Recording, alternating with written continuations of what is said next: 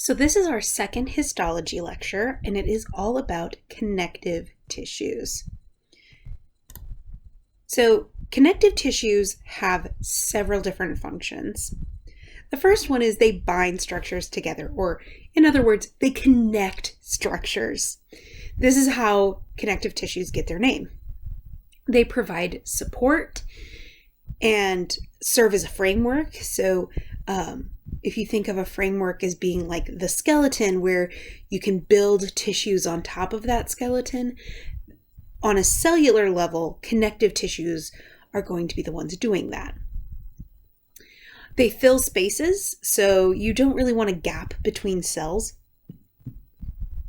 because those gaps could be a place where bacteria could take hold and you could get a bacterial infection. So making sure we fill all the space in the body with some kind of tissue ensures that we can crowd out bacteria from being able to colonize where we don't want it. It is a way for us to store fat, and if you remember, fat is the way our body stores energy. So this is energy storage. We produce blood cells with connective tissue, we provide protection against infection, and we repair tissue damage, all with connective tissues. So we're going to talk about some special structures that are found in connective tissue, and these are the cells or structures that make connective tissue. So the first one being fibroblasts. And so this shape right here, you can see it's roughly star-shaped, so you can kind of see that 5-pointed star shape there. It's a rough star, but you can kind of see where they got that idea of it being star-shaped. And this is going to do what its name says, fibro meaning fiber. So it's going to produce fibers and it's going to put those in the extracellular matrix. So this is the gaps between cells. So cells don't overlap. We're not just a single cell. So there are some spaces between our cells. So we fill those sometimes with fibers produced by fibroblasts. Then we have mast cells. So they produce heparin and histamine. These are involved in the immune response. Heparin, which is important for blood clotting, and histamine, which works with immune system reactions, but we most often hear about it as it relates to allergies, as this is the molecule that increases blood flow and mucus production in our nasal pathways and can also cause some other effects, but those are the two things that mast cells do. So those are involved in the immune response. Then we have collagen. Collagen is kind of the workhorse of the connective tissues. It is a strong but flexible fiber, and it is these white lines here. So these gray underneath, these larger fibers you see here, those are actually muscle tissue, and the collagen are these white lines above it. And collagen is found all throughout the body, but we mostly hear about it right underneath our skin. This is the thing that holds our skin against our musculature underneath. And this is what provides that strength for our skin. Then we have a couple of other structures, chondrocytes. These produce cartilage. And then we also have lacuna. And lacuna is just what we name a bunch of chondrocytes sitting together. So another thing you should be aware of are all the different types of connective tissue. So connective tissue most commonly gets broken down into 3 big groups, and then each of those groups has a subcategory. So we have supporting connective tissue. This involves bone and cartilage. And then we have fluid connective tissues, which these are the fluids that circulate through the body. Blood you are probably very familiar with, but lymph you probably have not heard very much about. if you've ever heard of it at all. And we are going to actually learn more about lymph when we get to the immune system, but just to kind of give you an idea of what kind of tissue it is. And then we have connective tissue proper. So these are what we are going to mostly focus on, because we're going to be hitting each of these other types a little bit later. And connective tissue proper involves loose and dense connective tissues. So starting with bone. Bone is a support and protection connective tissue. It also provides a framework. Obviously, bone tissue is found in your bones, so the bones of the skeleton. And then this is the most rigid connective tissue. There is no elasticity or bend in our bones. And if there is, something is going very, very wrong. So that would definitely be something we wanted to check out. We also have blood vessels running through our bones, and those are going to show up when we look at slides of the bone tissue. That's why I'm talking about osteonic channels here, is because you're going to see them. And then bone cells are called osteocytes, and osteocytes are responsible for making bone tissue. So here is what bone tissue looks like under the microscope. So one of the things you see here, this is an osteocyte, and it's produced rings of bone tissue around it. And then you also have things like this. This is actually a osteonic channel. You can kind of see the difference between these two. You can see this one has those layers of bone tissue, whereas this one is kind of on the outside of a layer of bone tissue, and that's how we can distinguish it as an osteonic channel. And then here's just a zoom in on that osteocyte. So you can see that osteocyte sitting right in there, and you can see those rings of bone tissue around it. Sometimes you'll hear this referred to as osseous tissue. It's just another way to describe bone tissue. It's just using that os prefix that means bone. Then we have hyaline cartilage. The function of hyaline cartilage is to support, protect, provide a framework. But specifically, this is going to protect the bones, really. It's found on the ends of bones. It's our articular surface. So this is what's going to prevent your bones from grinding against each other in your joints. And then along with some other cartilage we will talk about a little bit later. But then you also have the rings of the trachea. The trachea is your windpipe. And it's going to always be held open by those hyaline cartilage rings. And that's really important for making sure you always have good airflow. And it's relatively firm and it holds its shape unless you have extreme stress. Putting a lot of pressure can, in fact, break down hyaline cartilage. Especially like if you consider that this is the end of your nose.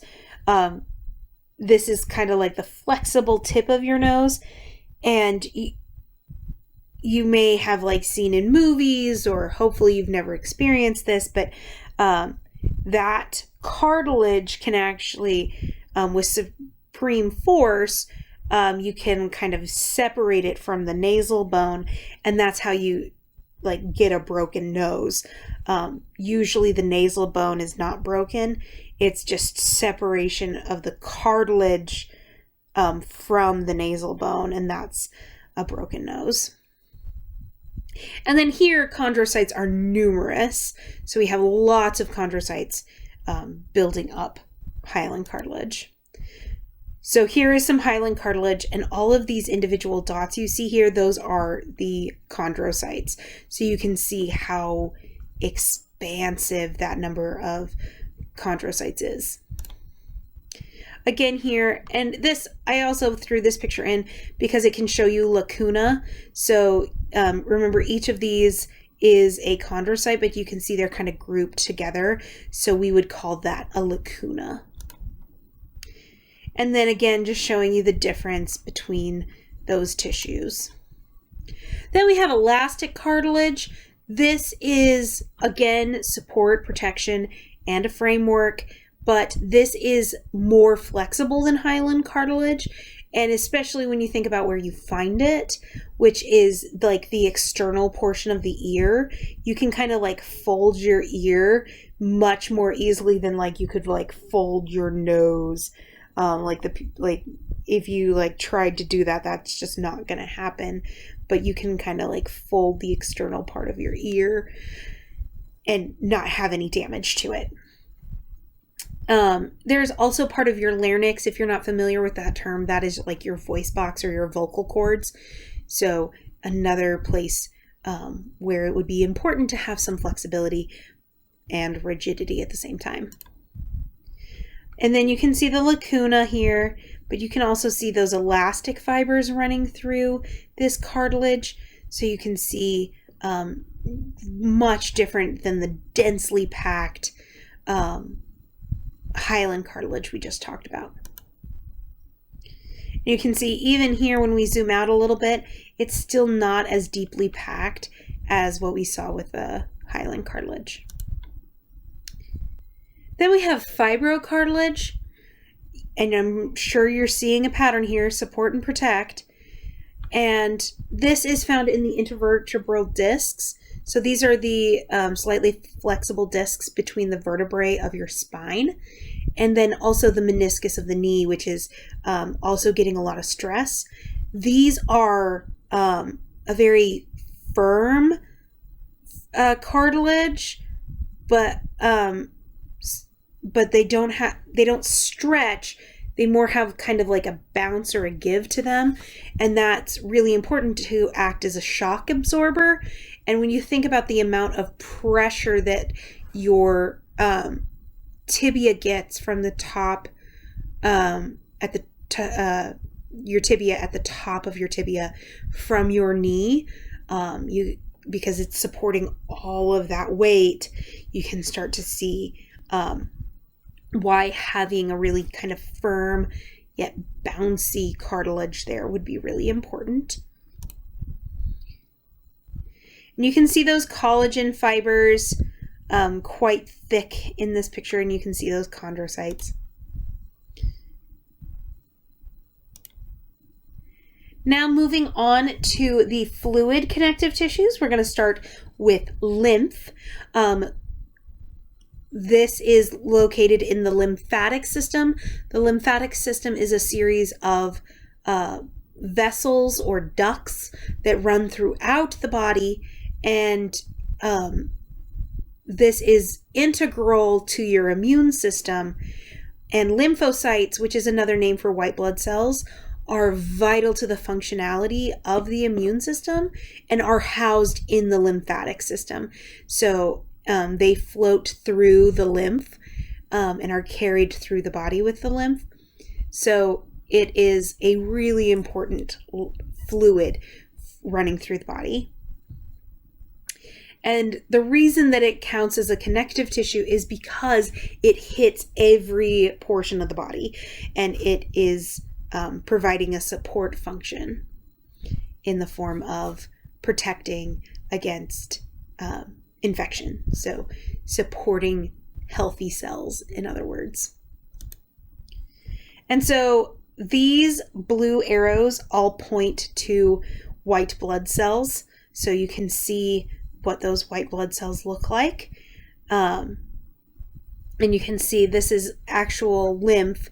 So this was a fluid, and then the cells are dissolved or suspended in that fluid. And so you can see those there. Blood is another fluid that's considered a connective tissue. This one's probably one you're more familiar with. It is a liquid that circulates, carrying oxygen and other needed material to different cells, and allows for the diffusion of that material into those cells. Again, we're not really going to hit on this in depth because we're going to talk more about blood when we get to the cardiovascular system. So here's red blood. Here's red blood cells. You can see that characteristic donut shape that we are all familiar with, because remember, red blood cells do not have a nucleus. That is to make more room for hemoglobin that carries oxygen. All right. Oops, sorry. We are going to start with the connective tissue proper. This is going to start with reticular connective tissue. The function of reticular connective tissue is to provide a loose framework, and this is a mesh that assists with the filtration of lymph through the lymphatic organs. So this is found in the spleen and the lymph nodes. So this reticular tissue provides like a net.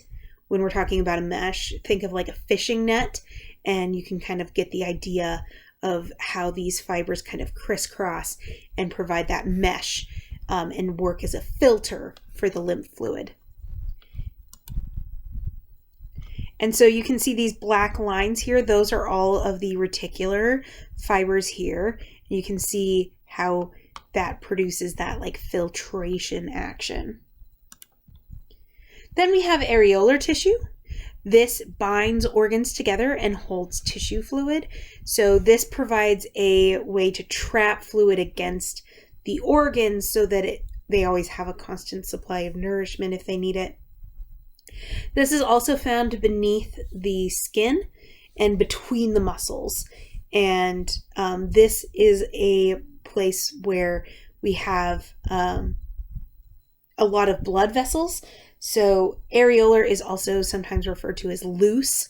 So this has a lot of space or gaps to provide blood vessels the opportunity to run through. And this is how epithelial tissues get their blood vessels and get their nourishment. So here you can see all of those gaps between the fibers. You can see where there would be space to run blood vessels through.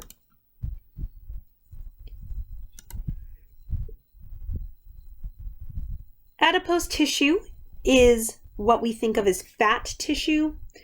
This is found underneath the skin and surrounding the kidneys and heart and behind the eyeballs. And this is really kind of an insulation, but also like can act as a shock absorber in some ways. So it has a protective functionality as well. But remember, its big function is to store fat, which is our energy storage, which kind of explains why you find it the way where you do, like surrounding the heart. That doesn't necessarily sound good to have like fat around your heart, but when you consider the fact that the heart is constantly moving, constantly pumping, it needs a good, strong, steady supply of fat. And so that it has energy readily available whenever it needs it. Now, you can over include, like you can have too much fat around these organs, and that can really start to impede functionality.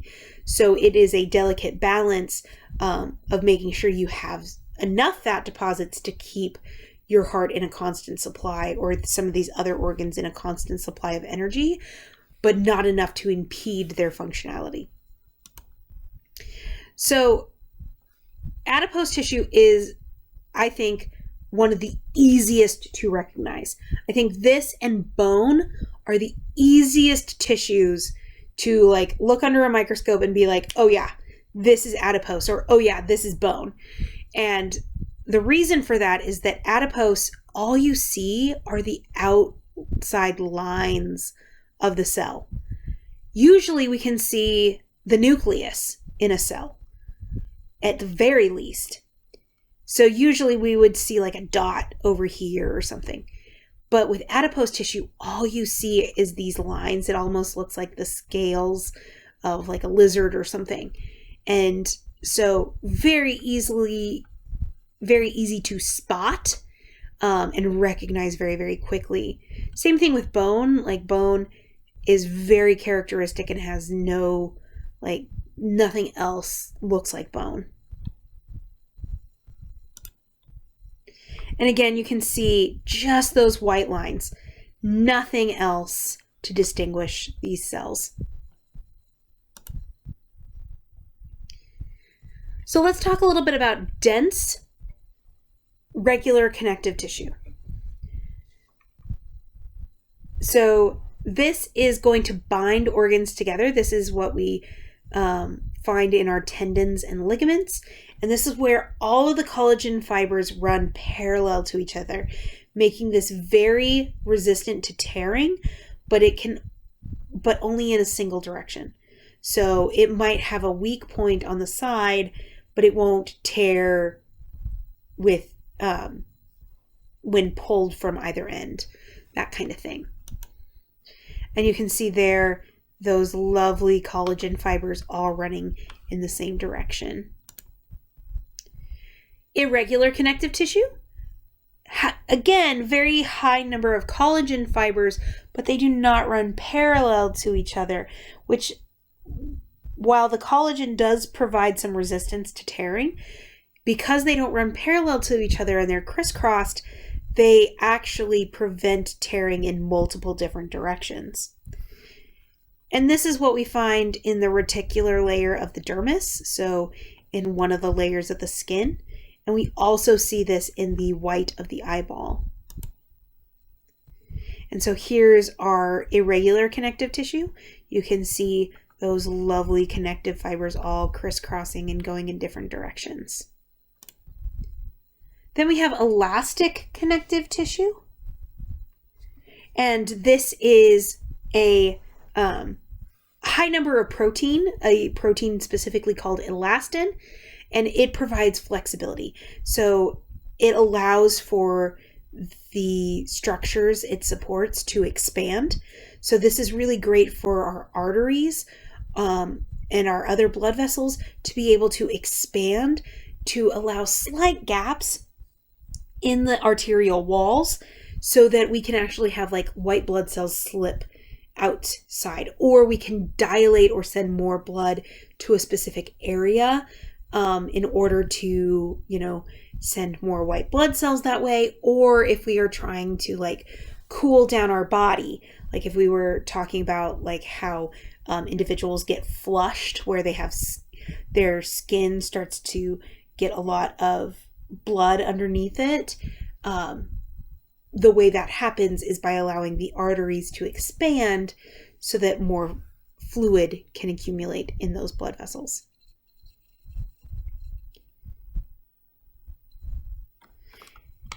And here we have those elastic fibers. You can see those running throughout this tissue. And that is the end of our connective tissues. We do have a couple other types of tissues that we're going to talk about very, very briefly because we're going to hit them in later units. So, last two types of tissues, muscle and nervous. So there are three types of muscle tissue. We have the striated muscle. Striated muscle is also called skeletal muscle, and it is found in the skeletal muscles. We have cardiac, which is the muscles of the heart. And then we have smooth muscle, which is found in the digestive tract. And we will hit more on these when we actually get to these specific units.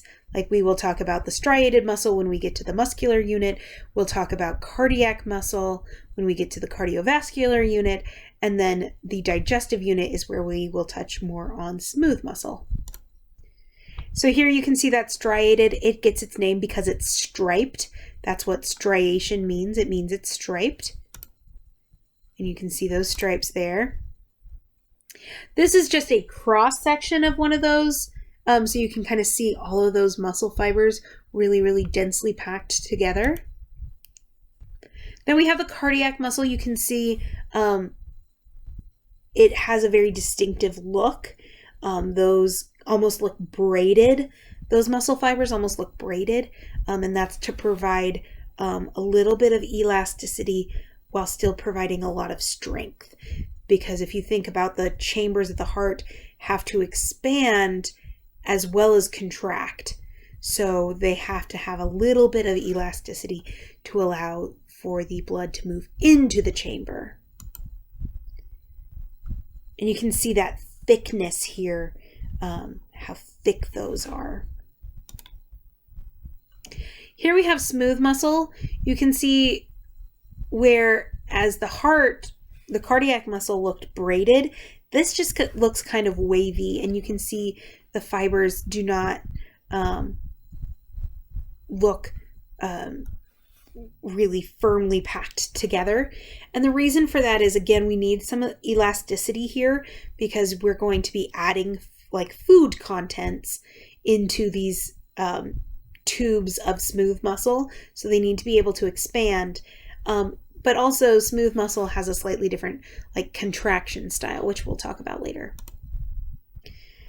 There again, you can see that. And then finally, we have the nervous tissue. There are two types of nervous tissue. There are neurons and glial cells. And again, we will talk about those when we get to the nervous system.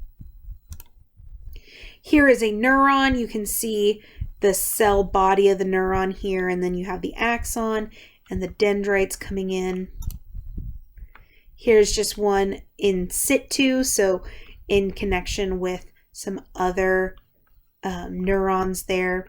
You can also see some Schwann cells and also some glial cells. The glial cells are the ones that are going to be providing some of that support to the neurons there. So that finishes our tissue types, and that will round out like this aspect, which is like learning all the different tissue types. And our next lecture will be all about how we repair tissues.